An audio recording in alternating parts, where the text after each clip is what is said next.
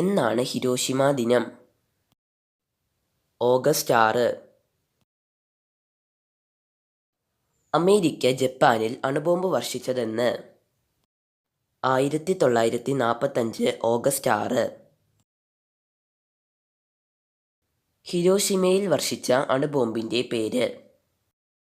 Little boy. ഹിരോഷിമയിൽ വർഷിച്ച അണുബോംബിൻ്റെ പ്രധാന ഘടകം? Uranium 235. ഹിരോഷിമയിൽ അണുബോംബ് വർഷിച്ച വിമാനത്തിൻ്റെ പേര്? എനോളഗെ.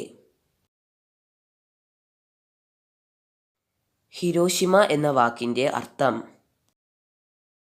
വിശാലമായ ദ്വീപ്. ലിറ്റിൽ ബോയ് എന്ന ബോംബിൻ്റെ ഭാരം എത്ര?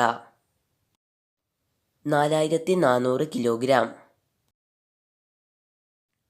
ഹിരോഷിമയിൽ ആറ്റം ബോംബ് വർഷിച്ച വിമാനത്തിൻ്റെ pilot? Paul W Tibbets.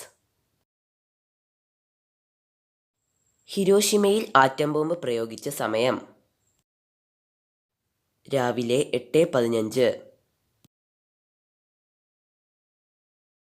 Hiroshima നഗരത്തിൻ്റെ ഔദ്യോഗിക പുഷ്പം? ഒലിയാണ്ടർ. ശാന്തിയുടെ നഗരം എന്നറിയപ്പെടുന്നത്? ഹിരോഷിമ. ഹിരോഷിമയിലും നാഗസാകിയിലും ആറ്റം ബോംബ് ആക്രമണം നടത്തിയ രാജ്യം? അമേരിക്ക. ഹിരോഷിമയിലെയും നാഗസാകിയിലെയും അണുബോംബ് ആക്രമണത്തിൽ നിന്നും രക്ഷപ്പെട്ടവരെ വിളിക്കുന്ന പേര്? ഹിബാകുഷ. ഹിബാകുഷ എന്ന ജാപ്പനീസ് വാക്കിൻ്റെ അർത്ഥം? സ്ഫോടന ബാധിത ജനത. ലോകത്ത് ആദ്യമായി ആറ്റം ബോംബ് ഉപയോഗിച്ചത് ഏത് യുദ്ധത്തിലാണ്?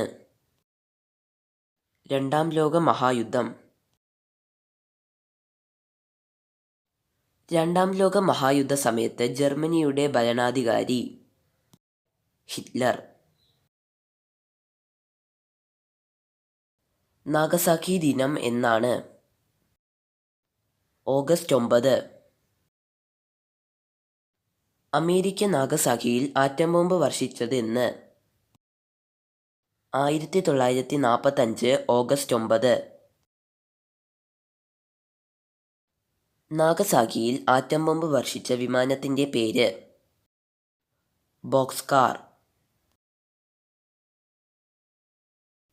ഏത് തുറമുഖം ആക്രമിച്ചതിനു പകരമായിട്ടാണ് അമേരിക്ക അണുവായുധം പ്രയോഗിച്ചത്? Pearl Harbor. പേൾ ഹാർബർ ആക്രമണം നടന്ന വർഷം? 1941 ഡിസംബർ 7. നാഗസാക്കിയിൽ വർഷിച്ച അണുബോംബിൻ്റെ പേരെന്ത്? ഫാറ്റ്മാൻ.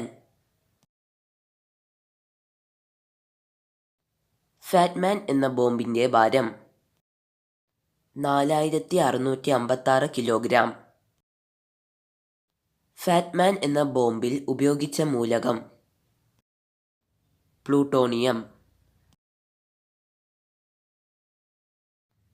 നാഗസാക്കിയിൽ ആറ്റം ബോംബ് പ്രയോഗിച്ച സമയം? പകൽ 11:02. നാഗസാക്കിയിൽ ആറ്റം ബോംബ് വർഷിച്ച വിമാനത്തിൻ്റെ പൈലറ്റ്? Major Charles Sweeney. ഹിരോഷിമയിലും നാഗസാക്കിയിലും ആറ്റം ബോംബ് വർഷിച്ചപ്പോൾ ആരായിരുന്നു American president? Harry S Truman. അണുബോംബിൻ്റെ പിതാവ് എന്നറിയപ്പെടുന്നതാര്? Robert Oppenheimer. അമേരിക്ക ആദ്യമായി അണുബോംബ് പരീക്ഷിച്ചതെന്ന്? 1945 ജൂലൈ 16. അമേരിക്ക ആദ്യമായി ആറ്റം ബോംബ് പരീക്ഷണം നടത്തിയ സ്ഥലം? ചിഹ്വാഹുവാൻ മരുഭൂമി. ആദ്യമായി അണുബോംബ് വർഷിക്കപ്പെട്ട നഗരം? ഹിരോഷിമ. ജപ്പാനിൽ വർഷിച്ച അണുബോംബിന്റെ വികിരണമേറ്റ് രോഗബാധിതയായി പിന്നീട് ലോകപ്രശസ്തയായ പെൺകുട്ടി?